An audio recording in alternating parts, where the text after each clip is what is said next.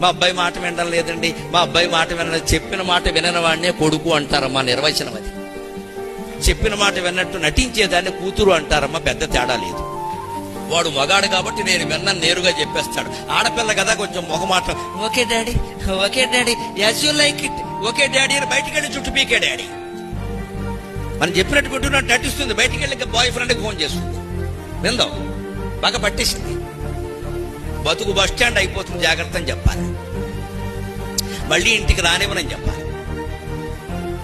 అబ్బాయి మన మనస్తత్వాలు ఎలా ఉంటాయి అంటే, మనకి ఇష్టం లేని పెళ్లిళ్ళు చేసుకున్నా సరే, దెబ్బైపోయే పెళ్లిళ్ళు చేసుకున్నా సరే, తర్వాత వాడు మోసం చేసినా సరే, అమ్మా నన్ను మోసం చేశాడు అనగా వచ్చేయమ్మా నీ కోసం చూస్తున్నా. ఒకరే పెట్టాలమ్మా, ఖచ్చితంగా ఒకరే పెట్టాలి. మేము చెప్పినా వినకుండా వెళ్ళిపోయావు కదా, మేము నిశ్చితార్థం చేసినా వెళ్ళిపోయావు కదా, మా పరువు తీసేసావు కదా, మా ఇంటికి ఎలా వస్తావమ్మా, కాసేపు బస్ స్టాండ్ లో ఉండి కొంగు చాపి అడుక్కో అమ్మా,